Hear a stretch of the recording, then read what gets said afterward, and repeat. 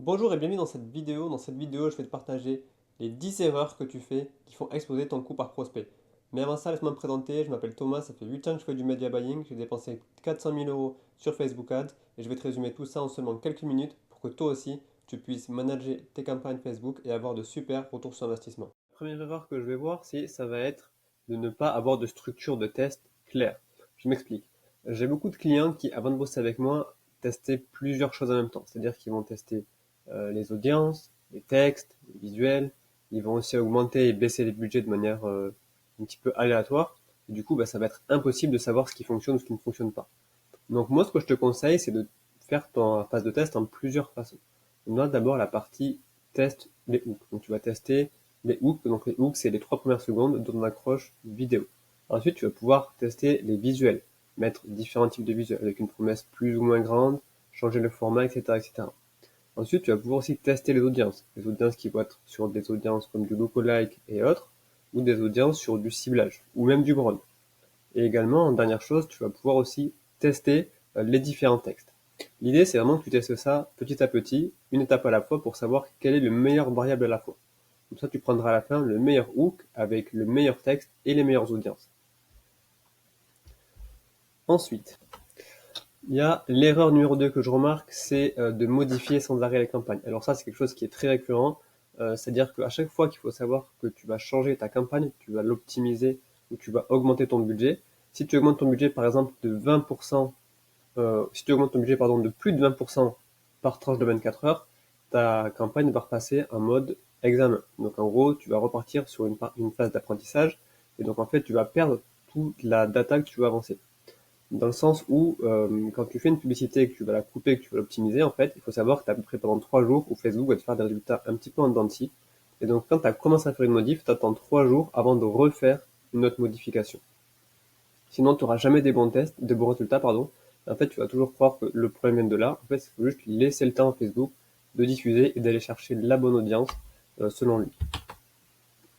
Ensuite, l'erreur numéro 3, c'est de faire des publicités qui vont être centrées sur toi, du coup. Et là, il y a un dicton qui dit «Parlez-moi de moi, il n'y a que moi qui m'intéresse». Donc, à partir de là, on sait que quand tu vas vendre quelque chose à ton prospect, du coup, l'idée, c'est de leur faire un petit peu un miroir. Donc, par exemple, si tu galères à donc, un problème spécifique, tu n'es pas le seul. L'idée, c'est de leur montrer un petit peu quelle est leur problématique, sans forcément parler de toi. C'est, tu as un problème X, Y, Z, alors viens voir mon webinaire, mon mastermind, etc., etc. J'ai la solution pour toi. Erreur numéro 4, et ça je l'ai vu beaucoup aussi, trop charger les textes de visuels. Alors ça, quand on va mettre trop de visuels, trop de textes, pardon, qui vont venir vachement charger le visuel, le problème c'est que les gens ont quelques secondes pour capter le visuel. Donc en fait, si tu mets beaucoup trop de texte, tu vas donner entre guillemets un biais aux gens de scroller plutôt que de prendre le temps de lire. Il y a quelques années de ça, Facebook, il empêchait du coup les publicités. Donc avant, quand on mettait un visuel fixe, si on avait plus de 20% de texte sur l'image, Facebook le refusait tout simplement. Donc évidemment, il a évolué pour que plus de personnes puissent faire de la publicité, mais en soi, s'il avait réglé ça par défaut il y a quelques années, c'est qu'il y avait une bonne raison du coup. Ensuite, l'erreur numéro 5. L'erreur numéro 5, c'est de ne pas analyser les bonnes métriques. Beaucoup de personnes jugent uniquement donc, le CPL, donc ça va être le coût par lead, et en fait, il n'y a pas que ça à surveiller. On a aussi le CTR. Le CTR, c'est le taux de clic qu'on va avoir. Ensuite, on a le coût par clic. C'est combien va nous coûter un clic. On a le taux de visionnage de vidéo. Donc là, c'est un petit peu l'idée, c'est de voir est-ce que ma vidéo arrive à garder et capter l'attention tout au long de la vidéo. Et ensuite, on a le taux de conversion, donc sur notre page de capture, notre webinaire, etc., etc. Ces choses-là vont vous permettre déjà d'avoir une idée en termes de qualification de futurs prospects. Je m'explique. Tu peux très bien avoir une publicité avec un CTR qui est super élevé, un taux de clic qui est bon, mais derrière des prospects qui ne sont pas qualifiés, puisqu'ils n'ont pas regardé la vidéo jusqu'au bout, ils ne sont pas vraiment conscients de la problématique que tu vas leur apporter, que tu vas leur résoudre, pardon. Donc ça, c'est hyper important de vraiment suivre toutes ces métriques, du coup. Et de vraiment, je reviens sur la 0,5, et de pas vraiment regarder uniquement le CPL, mais vraiment un ensemble d'indicateurs qui va vraiment permettre de vous aider à prendre les meilleures décisions. Ensuite, aussi ce qui peut être une grave erreur, c'est d'ignorer les formats UGC et organiques. Aujourd'hui, du coup, les gens ont l'habitude et préfèrent du coup voir des contenus un petit peu plus amateurs, j'ai envie de dire, dans le sens où ça fait plus accessible, et donc du coup, bah, forcément, on se rapproche de nous, on se rapproche, pardon, de ce qui est le plus accessible pour nous, du coup. Donc, ça va être du contenu tourné face caméra, donc avec des témoignages clients, des formats pédagogiques plutôt simples.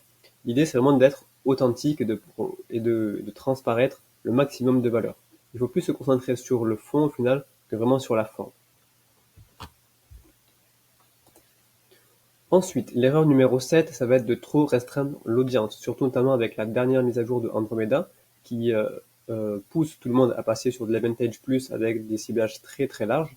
Donc l'idée, c'est pas de faire des micro-ciblages en ayant ciblé peut-être un ou deux intérêts, mais vraiment d'avoir des ciblages beaucoup plus larges, beaucoup plus costauds, qui permettraient d'avoir assez de data pour Facebook pour rechercher les meilleurs clients par rapport à ce que vous allez lui proposer. Donc là, la qualité des créas va être hyper importante parce qu'en fait, c'est la créa qui va venir attirer les bonnes personnes à vous pour votre événement en ligne. Ensuite, l'erreur numéro 8 que j'ai remarqué, c'est les gens oublient beaucoup les audiences chaudes. Certains n'en ont même pas conscience. Une audience chaude, c'est en fait des audiences où les gens ont déjà liké ta pub, commenté, visité, etc., etc., qui ont une interaction avec toi ou ton site web. Et l'idée, ce sont des gens qui vous connaissent déjà. Donc en fait, ça va être des clients ou des prospects qui vont être beaucoup plus faciles à convertir.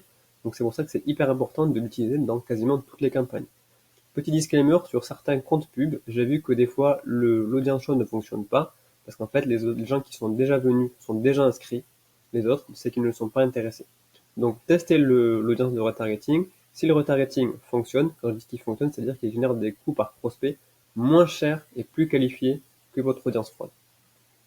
Et en général, par rapport au budget, on va utiliser 10 à 20% du budget pour éviter de spammer les gens, parce que comme c'est des audiences qui sont plus petites, l'idée c'est d'aller chercher les quelques personnes qui ont vu, qui ont fait une interaction avec votre site, et donc d'aller les solliciter.